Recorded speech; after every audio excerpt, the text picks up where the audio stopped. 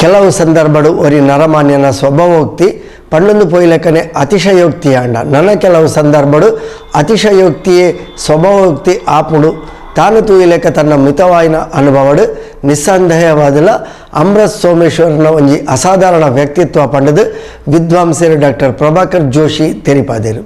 ಕೋಟಿಕಾರ್ ಪ್ರಕೃತಿ ಪ್ರಕಾಶನದ ವತಿರ್ದು ಹಿರಿಯ ಸಾಹಿತಿ ಪ್ರೊಫೆಸರ್ ಅಮೃತ್ ಸೋಮೇಶ್ವರನ ಬರಹಲೆದ ಸಂಕಲನ ತಾನು ತೂಯಿನ ರಾಷ್ಟ್ರಕವಿ ಬೊಕ್ಕ ಬಾಕಿದ ಬರಹೊಲು ಕೃತಿ ಬಿಡುಗಡೆಲೇಸನು ಕೋಟಿಕಾರ್ ಆನಂದಾಶ್ರಮ ಪ್ರೌಢಶಾಲಾ ಸಭಾಂಗಣಡು ಶುಕ್ರವಾರ ಬಯರ್ ನಡಪಾಯಿರು. ಕಾರ್ಯಕ್ರಮದ ಗುರುಕಾರನ ವಹಿಸಿನ ವಿದ್ವಾಂಸರು ಡಾಕ್ಟರ್ ಪ್ರಭಾಕರ್ ಜೋಶಿ ಮಲಯಾಳಂ ಇಲ್ಲ ಭಾಷೆ ಇತ್ತಂಡಲ ಕನ್ನಡಗು ಮಾಮಲ್ಲ ಕೊಡುಗೆ ಕೊರ್ನ ರಡ್ಡು ಜನಟು ಡಾಕ್ಟರ್ ಅಮೃತರೆರ್ಲ ಓರಿ ಗೋವಿಂದ ಪೈಕ್ಲು ಬೊಳ್ಳಿ ಮೀಸದ ಬಾಲೆ ಆಂಡ ಅಮೃತೇರು ಮೀಸೆ ಇಚ್ಚಾಂದಿನ ಬಾಲೆ ಡಾಕ್ಟರ್ ಕಾರಂತೇರು ಸೇರ್ಲಕ ಮಾಸ್ತಿ ಕುವೆಂಪು ಬೇಂದ್ರೆ ಮೊಕ್ಲುಪೂರ ಶ್ರೇಷ್ಠರೆಂದು ಪರಿಗಣಿಸಾಂಡ ಅಕ್ಲನೇ ಆಯ್ನ ಸ್ಥಾನ ಅಮೃತರಿಗೂ ಉಂಡು.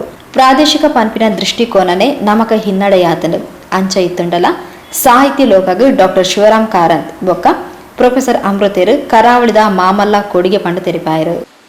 ಇಂತಹ ಕಾಲದಲ್ಲಿ ಅಮೃತರಂಥವರ ಕೊಡುಗೆ ಹೆಚ್ಚು ಹೆಚ್ಚು ಪ್ರಸ್ತುತ, ಹೆಚ್ಚು ಹೆಚ್ಚು ವಿಚಾರಣೀಯವಾಗ್ತದೆ.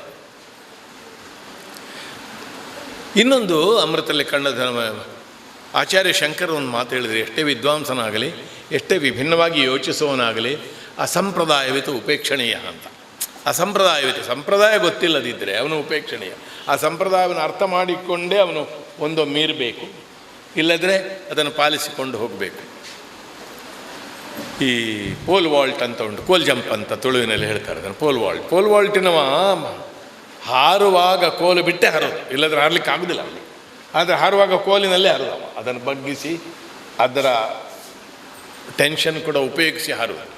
ಅಮೃತರ ಆ ದೃಷ್ಟಿಯಿಂದ ಭಗವತಿ ಆರಾಧನೆ ಮೇಲೆ ಬರೆದಿದ್ದಾರೆ, ತನ್ನ ಸಿದ್ಧಾಂತವನ್ನು ಬಿಡಲಿಲ್ಲ. ಪ್ರಸಂಗಗಳಿಗೆಲ್ಲ ಪ್ರಾರ್ಥನೆ ಬರೆದಿದ್ದಾರೆ. ಹೇಗೆ ಬೆಳಕೆಮ್ಮ ಶೋಧಿಸುಗೆ, ಒಳ್ಳೆಯ ಭಾವನೆ, ಜೀವನವನ್ನು ಬೆಳಗಿಸುವ ಚೇತನ, ಅದಕ್ಕೆ ಮಂಗಲವನ್ನು ಹೇಳಿದ್ದಾರೆ. ಅವರ ಮಂಗಲ ಮತ್ತು ಅವರ ಪ್ರಾರ್ಥನಾ ಪದ್ಯಗಳು ಒಂದು ಪ್ರತ್ಯೇಕ ಸ್ಟಡಿ ಮಾಡಬಹುದು. ಆದೃಷ್ಟ ಹಂಪಿ ಕನ್ನಡ ವಿಶ್ವವಿದ್ಯಾಲಯದ ವಿಶ್ರಾಂತ ಕುಲಪತಿ ಪ್ರೊಫೆಸರ್ BA ವಿವೇಕ್ ರೈ ಕೃತಿನು ಬಿಡುಗಡೆ ಮಾಡಿದ್ದು ರಾಷ್ಟ್ರಕವಿ ಗೋವಿಂದ ಪಯ್ಯರು ನಮ್ಮ ಮಂಜೇಶ್ವರ ಪಂಪಿನ ಬರಹದ ಮೂಲಕ ಪುಗಾರ್ತೆಯನ್ನು ಪಡೆದಿದ್ದು ಡಾಕ್ಟರ್ ಅಮೃತ್ ಸೋಮೇಶ್ವರ್ಲ ನಮ್ಮ ಸೋಮೇಶ್ವರ ಬರಹದ ಮೂಲಕ ಸ್ಥಳೀಯ ಮಟ್ಟದ ಎತ್ತರ ಏರ್ದೇರ್ ಪಂಡು ತೆರಿಪಾಯರು.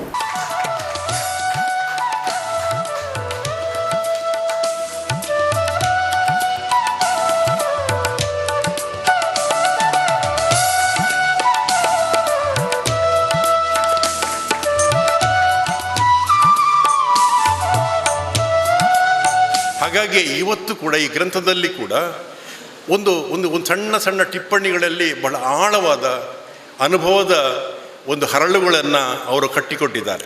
ನನಗೆ ವಿಶೇಷ ಏನಂದರೆ ಒಂದು 51 ಲೇಖನಗಳಿವೆ. ಕೆಲವು ಚಿಕ್ಕದು, ಕೆಲವು ಸ್ವಲ್ಪ ದೊಡ್ಡದು. ಅವರ ಕೊನೆಯ ಲೇಖನ ನಮ್ಮ ಸೋಮೇಶ್ವರ ಅಂತ. ಗೋವಿಂದ ಪಯ್ಯವರ ಮೊದಲ ಲೇಖನ ನಮ್ಮ ಮಂಜೇಶ್ವರ ಅನ್ನುವಂಥದ್ದು. ಅಂದರೆ ಯಾವಾಗಲೂ ನಮ್ಮ ಊರಿನ ಅಧ್ಯಯನದಿಂದ ನಾವು ಹೊರಟು ಗೋವಿಂದ ಪಯ್ಯವರು ಅಲ್ಲಿನ ಮಂಜೇಶ್ವರದ ದೇವಸ್ಥಾನದಿಂದ ಶುರು ಮಾಡಿ ಮತ್ತೆ ಇಡೀ ಜಗತ್ತಿನ ಅಧ್ಯಯನ ಮಾಡಿದರು. ಅಮೃತರು ಕೂಡ ಈ ಸೋಮೇಶ್ವರ ದೇವಸ್ಥಾನವನ್ನು ಮುಂದುವರಿಸಿಕೊಂಡು ಹೋದರು.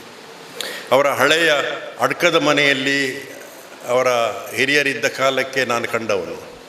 ಆಮೇಲೆ ಅವರು ಹೆದ್ದಾರಿಯಲ್ಲಿ ಹೋಗಿರುವಂಥ ಆ ಮನೆಯ ಒಕ್ಕಲು ಮತ್ತು ಸಂಭ್ರಮ, ಅಲ್ಲಿ ಪುಸ್ತಕ, ಅಲ್ಲಿ ಯಕ್ಷಗಾನದ್ದನ್ನು ಕಂಡವನು.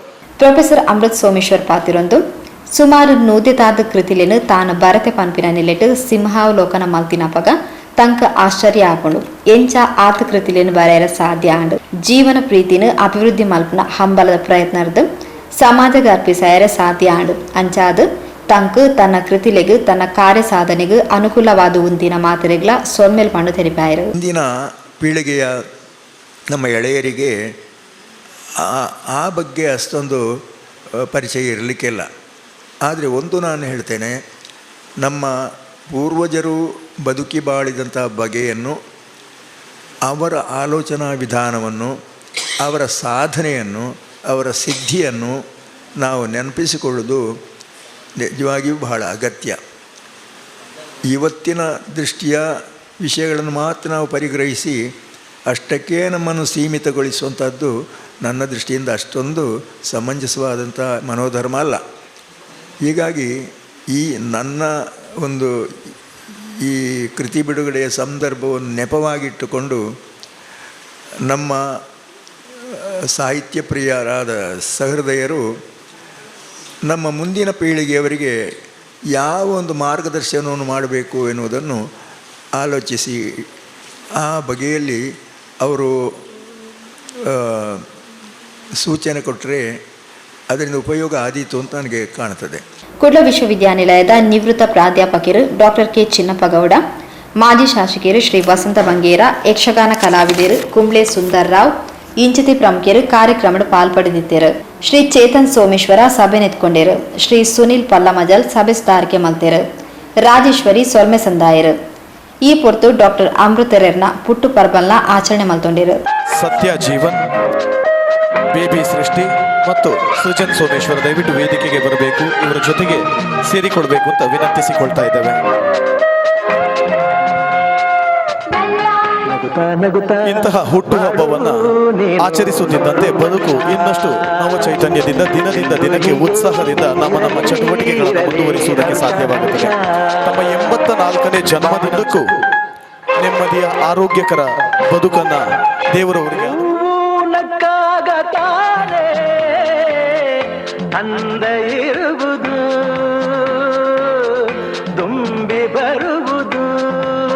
ಅವಿರ್ತ ಬೊಕ್ಕ ರಂಗಭೂಮಿದ ಪುಗ್ಗಡ್ತದ ನಿರ್ದೇಶಕರು ಜೀವನ್ ರಾಮ್ ಸುಳ್ಯ ನಿರ್ದೇಶನಡು ಸುಳ್ಯದ ಮನುಜ ನೇಹಿಗರೆರ್ದು ದಶಕಲಾ ಕೌಶಲ ಪ್ರದರ್ಶನ ನಡೆತಂಡು.